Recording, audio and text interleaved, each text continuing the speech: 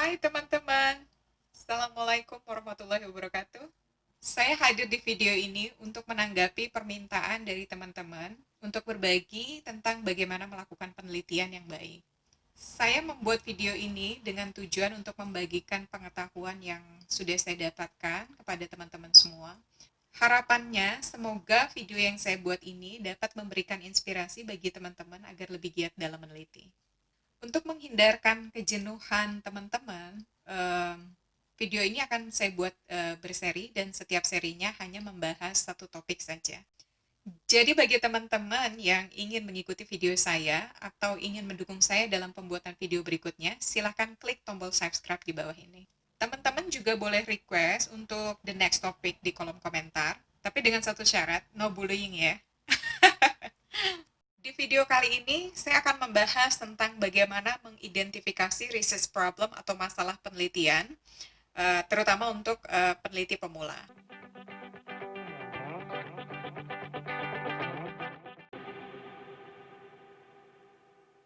Oke, pertama-tama kita harus tahu dulu, apa itu research problem atau masalah penelitian. Jadi, masalah penelitian itu adalah fokus yang akan disajikan atau diinvestigasi oleh peneliti. Pertanyaannya, mengapa penentuan masalah penelitian ini penting? Ya, karena ini akan menentukan seberapa pentingnya penelitian yang akan teman-teman teliti. Dan juga, semakin menarik masalah penelitiannya, maka akan menimbulkan minat pembaca, baik itu pada proposal penelitian, ataupun laporan penelitian, ataupun artikel penelitian.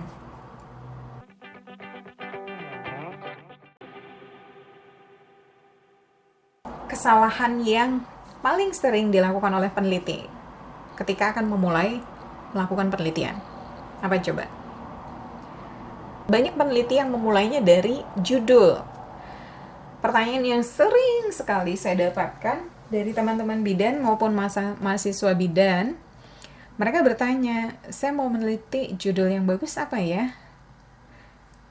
Well, ini bukan kebiasaan yang baik. Perlu diingat bahwa judul penelitian itu bisa berubah-ubah, tapi masalah penelitian itu tidak. Karena kalau masalah penelitiannya berubah, otomatis keseluruhan proposal penelitian kemungkinan besar itu juga harus dirubah. Pertanyaan lanjutannya, bagaimana cara menemukan masalah penelitian? Nah, ini banyak sekali saya banyak sekali mendapatkan pertanyaan tentang hal ini, terutama dari mahasiswa untuk tugas akhir, dosen juga karena dosen punya kewajiban untuk meneliti, atau dosen yang ingin cari hibah itu pasti bertanya, pengen meneliti judulnya apa ya? Oke, sekarang kita akan bahas bagaimana cara menemukan masalah penelitian. Ide masalah penelitian itu bisa berasal dari dua sumber. Bisa dari arena ilmiah, bisa juga dari pengamatan kehidupan nyata. Nah, dari arena ilmiah, maksudnya adalah teman-teman bisa membaca atau melihat dari artikel yang sudah terbit. Teman-teman bisa lihat di artikel tersebut masalah apa yang diajukan, atau ada kontroversinya enggak. Biasanya itu pada background atau pada latar belakang, itu akan dibahas tentang kontroversi antara kontroversi temuan sebelumnya dengan temuan penelitian yang lain. Nah, kemudian apakah ada hal-hal baru yang belum teman-teman ketahui tentang topik yang dibahas? Contohnya, teman-teman baca artikel, ada yang bahas tentang, breastfeed draft untuk penilaian kehilangan darah, apa tuh ya, gitu. Nah, itu bisa jadi ide, oke? Atau teman-teman bisa lihat pada bagian kesimpulan. Nah, biasanya pada bagian kesimpulan di artikel penelitian yang terbit, peneliti biasanya menuliskan saran atau rekomendasi untuk penelitian selanjutnya. Nah, itu bisa jadi ide buat teman-teman. Oke, kalau dari pengamatan di kehidupan nyata contohnya apa? Nah, contohnya, teman-teman bisa mengamati bagaimana perilaku ibu hamil, atau ibu bersalin, atau ibu nifas, atau bidan, atau masyarakat, ataupun mahasiswa bidan, ataupun dosen bidan, siapa aja. Teman-teman amati. Saya ambil contoh. Teman-teman pernah lihat nggak? Banyak ibu-ibu bersalin yang minum rumput Fatimah. Katanya bisa mempercepat proses persalinan. Pertanyaan yang muncul, benarkah rumput Fatimah dapat mempercepat proses persalinan? Jawabannya hanya bisa dijawab dengan penelitian. Nah, ini bisa jadi satu topik loh, satu masalah penelitian loh. Oke? Pertanyaan berikutnya, zat apa yang terkandung dalam rumput Fatimah yang dapat mempercepat proses persalinan? Berapa dosis amannya? Dan sebagainya. Bayangkan, satu topik masalah penelitian bisa menjadi beberapa research question. Nanti bahasan tentang bagaimana merumuskan pertanyaan penelitian atau research question itu saya bahas di video berikutnya ya. Oke, contoh kedua. Kata orang dulu, minum jahe bisa menghilangkan mual muntah. Benarkah? Ya, teliti aja. Intinya adalah, kalau teman-teman mengamati perilaku ibu hamil atau ibu bersalin atau ibu nifas atau bidan atau sebagainya lah, teman-teman akan dengan mudah menemukan masalah penelitian. Karena ada banyak sekali masalah yang eksis di lingkungan sekitar kita. Nah, masalahnya seringkali bidan-bidan atau dosen bidan atau mahasiswa itu berpikirnya terlalu jauh tentang masalah yang tidak terlihat gitu, dan cenderung mengabaikan masalah yang jelas-jelas di depan mata. Contohnya, masalah pendokumentasian asuhan kebidanan. Ada banyak sekali masalah pendokumentasian asuhan kebidanan. Teman-teman bisa lihat, di lapangan apakah memang iya bidan-bidan melakukan pendokumentasian? Kalau jawabannya iya, apakah memang dikerjakan dengan benar? Atau hanya sekedar formalitas untuk pelaporan atau untuk klaim dana. Bahkan saya pernah lihat ada satu fasilitas kesehatan yang laporan penelitiannya udah di-print, udah di-copy perbanyak gitu. Jadi tinggal diisi titik-titik nama pasiennya aja. Nah, kalau hanya formalitas, pertanyaan lanjutannya, mengapa hanya formalitas? Apakah bidan tidak mengetahui manfaat dari pendokumentasian? Nah, bayangkan, banyak sekali kan masalahnya. Kalau dipretelin satu persatu, mungkin akan jadi berapa puluh penelitian. Kalau teman-teman concern melakukan satu masalah penelitian secara berkelanjutan, teman-teman bisa menjadi expert dalam bidang tersebut. Nah, kalau teman-teman expert dalam bidang tersebut, kemungkinan untuk masalah itu terpecahkan adalah lebih besar. Bayangkan kalau semua peneliti concern pada satu masalah penelitian, maka masalah kebidanan di Indonesia yang seperti benang kusut itu bisa diurai satu persatu. Tapi masalahnya sekarang, banyak peneliti yang, mohon maaf ya, asal meneliti. Tidak berpikir apakah penelitian yang akan dikerjakan ini bisa memberikan implikasi klinis atau tidak. Kebanyakan hanya berpikir, oh iya saya meneliti kan untuk yang penting bisa naik pangkat. Atau yang penting saya lulus gitu. Tidak heran, banyak juga, mohon maaf juga ya, dosen-dosen yang mempublikasikan penelitian mahasiswanya untuk diklaim sebagai penelitiannya. Nah, jika peneliti-peneliti terus berpikir seperti ini, maka kita akan selamanya jauh tertinggal dari negara lain. Silakan teman-teman renungkan apakah yang saya sampaikan ini benar atau tidak. Oke. Kalau sudah ketemu masalah penelitiannya, maka langkah berikutnya adalah teman-teman perlu mengevaluasi apakah masalah ini memang perlu diteliti. Nah, masalah penelitian itu dianggap layak untuk diteliti kalau, pertama, ada literatur yang mendukung.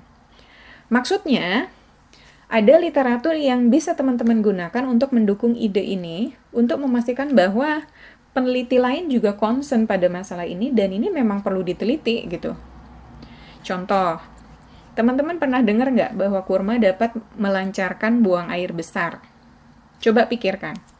Kemungkinan zat apa yang dapat memperlancar buang air besar? Ayo, coba apa? Serat. Oke.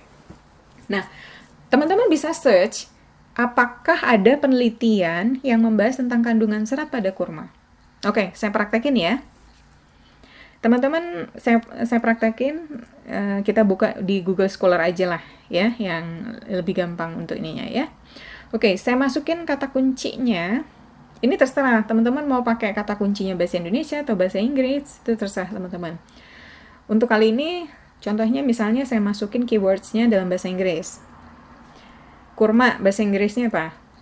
Bisa dates, bisa date fruits, bisa poinic, bisa pound fruits. Teman-teman terserah mau pakai istilah apa. Saya masukin dates, oke? Serat, bahasa Inggrisnya fiber atau serat makanan, dietary fiber.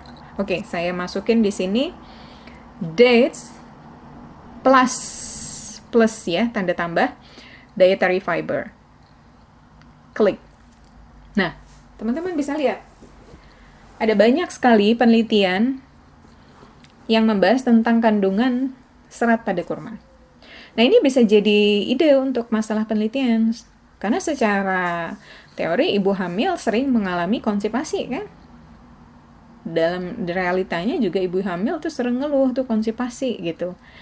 Nah, bagaimana kalau kurma dijadikan sebagai treatment untuk konstipasi? Ya, bisa dicoba teliti gitu ya. Oke, the next indikator adalah signifikan. Nah, masalah penelitian itu idealnya harus memiliki dampak positif untuk praktek di lapangan. Dampaknya bisa dalam bentuk aplikasi langsung ke pelayanan kebidanan atau dalam bentuk konseptual.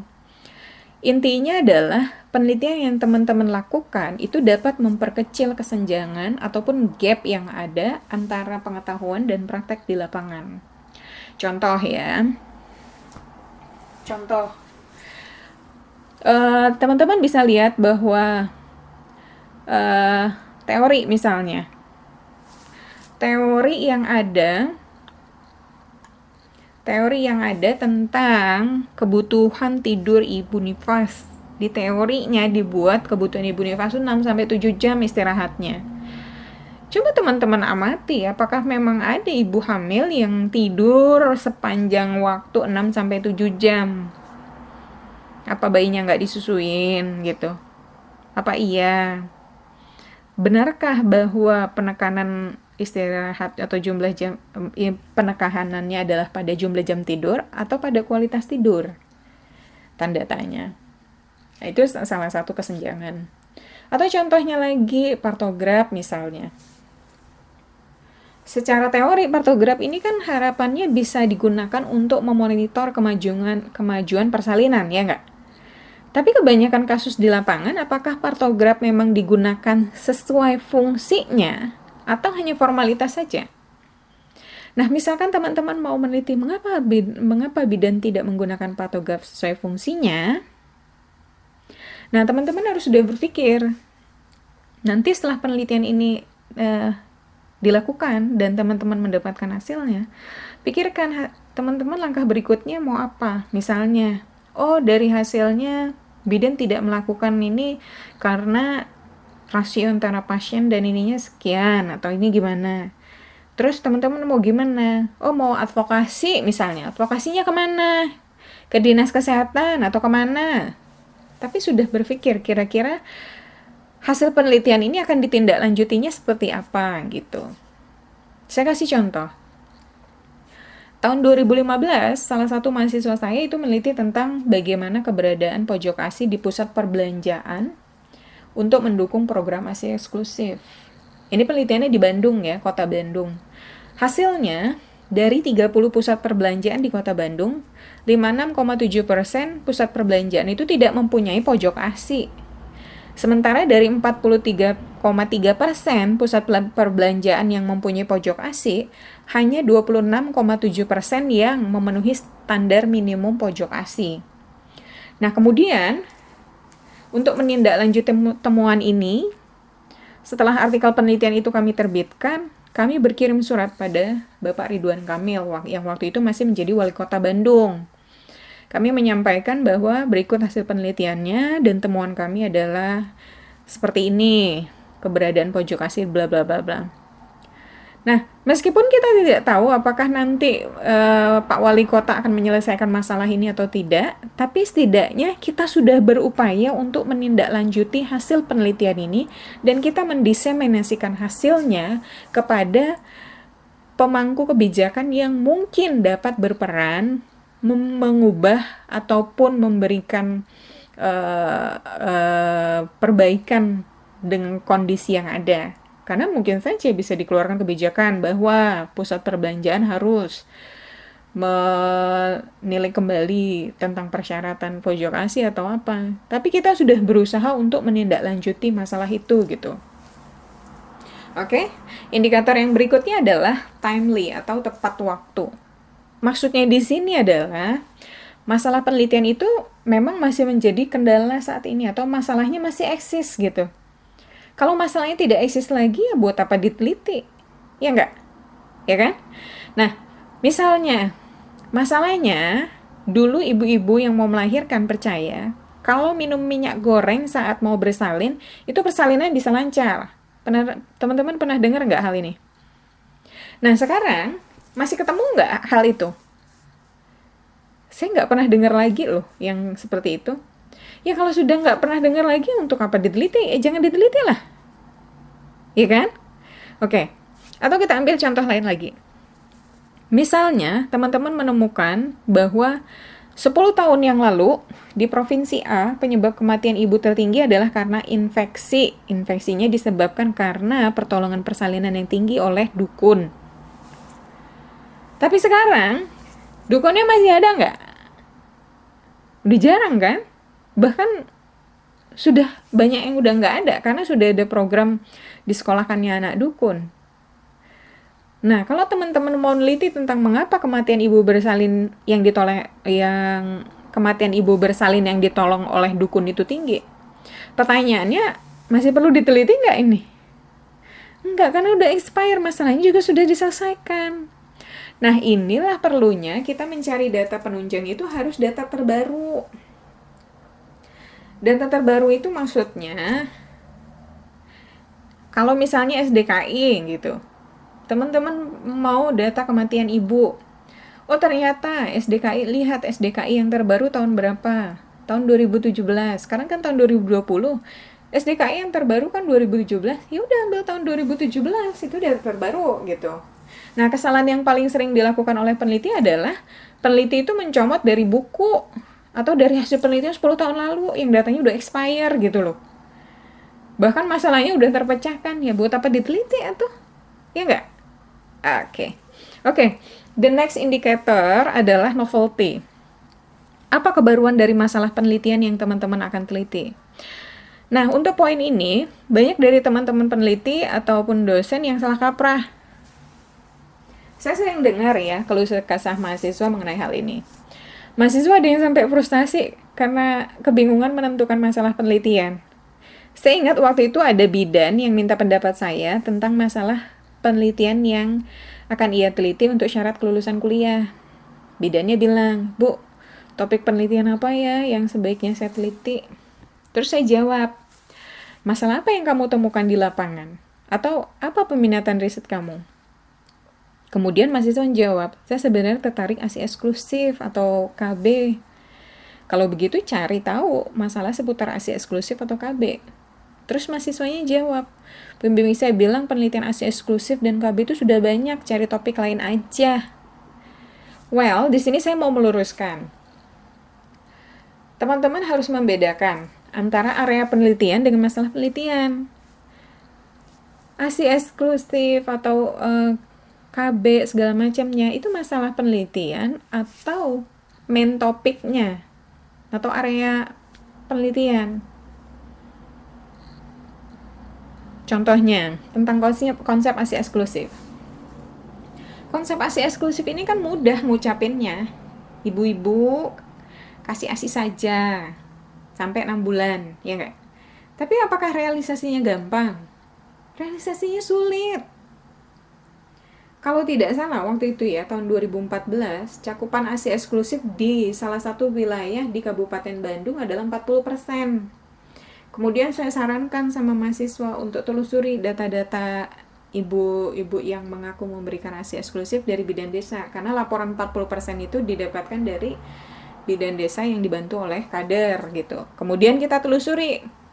Nah, kemudian kita telusuri, dapatlah data list data ibu-ibu yang memberikan ASI eksklusif. Kemudian kita lakukan penelitian kualitatif. Kita gali bagaimana pengalaman ibu itu menerapkan ASI eksklusif.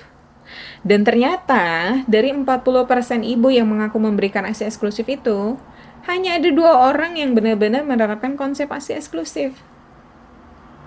Dan masalah pemberian ASI eksklusif itu sampai sekarang masih menjadi masalah. Jadi meskipun sudah banyak penelitian ASI eksklusif, kalau masalahnya masih eksis dan belum terpecahkan, masih bisa diteliti. Tadi, yang dikatakan timely tadi. Ya kan? Nah, tapi usahakan ada kebaruannya. Kebaruan masalah penelitian yang teman-teman akan teliti. Bahkan teman-teman bisa merepeat penelitian sebelumnya, tapi harus ada judgement kenapa perlu di-repeat, perlu diulang gitu ya.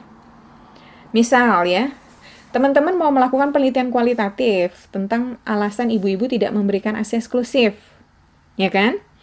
Penelitian sebelumnya itu meneliti tentang alasan judul yang sama, tetapi sampelnya adalah ibu-ibu menyusui, di mana teknik pengambilan sampelnya adalah purposif, artinya adalah partisipannya adalah ibu-ibu menyusui. Nah, teman-teman misalnya punya judge, oh iya itu kan versi ibunya gitu, ibunya selalu menyalahkan mertuanya gitu kan. Nah, di penelitian kali ini teman-teman mau merepeat penelitian sebelumnya, tapi mau dirubah dengan teknik samplingnya maunya snowball gitu. Jadi kalau snowball itu kan dia yang ditentukan hanya main partisipan awalnya. Langkah berikutnya adalah siapa yang akan jadi target partisipan berikutnya adalah tergantung dari informasi main partisipan. Mungkin dia mertuanya, mungkin suaminya, mungkin siapa, snowball. Akan lebih banyak informasi yang akan teman-teman gali di sana. Jadi kalau selama ini penelitian ASI eksklusif alasan penyebabnya adalah mertua, nah mertuanya sekarang yang diwawancara gitu. Oh iya, kebaruannya kalau penelitian sebelumnya saya menemukannya begini ya, tekniknya adalah purposive sampling, sekarang saya mau mengerjakan dengan snowball misalnya. Ada judgement-nya, ada kebaruannya. Tapi kalau misalnya penelitiannya memang sudah pernah dikerjakan, teman-teman mau repeat, repeatnya itu alasannya apa? Jadi untuk mengulang, merepeat penelitian sebelumnya, itu harus ada judgement-nya juga. Misalnya kita temukan, oh penelitian sebelumnya kelemahannya ini, maka di penelitian sekarang saya mau memperbaiki kelemahan tersebut misalnya. Bisa. Oke, the next indicator adalah specific dan clear. Maksudnya adalah penelitian yang teman-teman teliti harus spesifik, jangan terlalu luas. Contoh, waktu itu ada dosen bidan yang mau meliti tentang bagaimana pengaruh penggunaan aplikasi kesehatan untuk penurunan ketidaknyamanan trimester ketiga. Saya bilang, masalah penelitiannya luas banget. Karena ketidaknyamanan trimester ketiga itu ada banyak sekali. Ya kan? Fokus aja satu masalahnya gitu. Misalnya masalah kalau ibu primi kan cemas kalau mau bersalin tuh deg-degan kayak mana nih, gimana nih nanti gitu.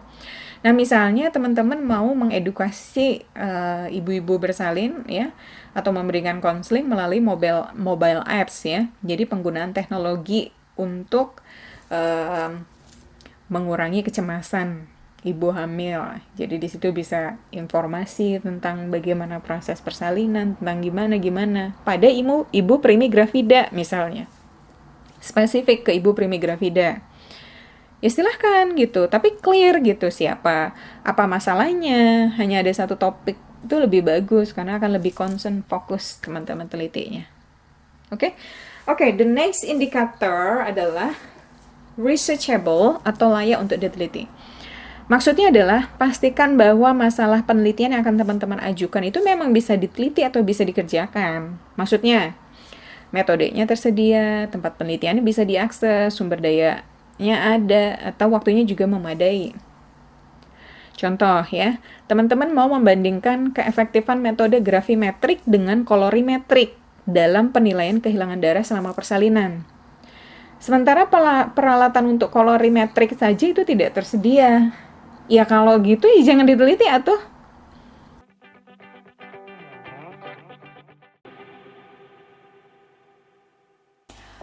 Oh iya teman-teman, sebenarnya masih ada lagi indikator atau kriteria lain yang bisa digunakan untuk penentuan masalah penelitian. Di antaranya yaitu Vico dan Wiener gitu. Jadi kalau teman-teman tertarik, ini saya sudah munculkan referensinya, silahkan dibaca, di searching. Itu kalau teman-teman mau lebih menggunakan kriteria Vico dan Wiener. Kemudian ini bahan bacaan yang saya rekomendasikan juga kalau teman-teman ingin membaca lebih dalam tentang bagaimana penentuan masalah penelitian. Oke teman-teman, saya khawatir teman-teman sudah mulai bosan, jadi saya sudahi saja untuk video kali ini ya. Saya mohon maaf jika penjelasan saya kurang dapat dipahami atau kurang memuaskan hati teman-teman. Saya hanya berusaha menyampaikan apa yang saya ketahui, dan semoga video ini bisa bermanfaat buat teman-teman. Video berikutnya akan membahas tentang bagaimana mengembangkan research questions. Jadi step by step saya akan coba share apa yang saya ketahui tentang bagaimana melakukan penelitian. Atau kalau misalnya teman-teman ada pertanyaan atau saran atau ide untuk topik berikutnya, silahkan komen di kolom komentar. Tapi jangan lupa ya, klik tombol subscribe biar teman-teman tidak ketinggalan video berikutnya.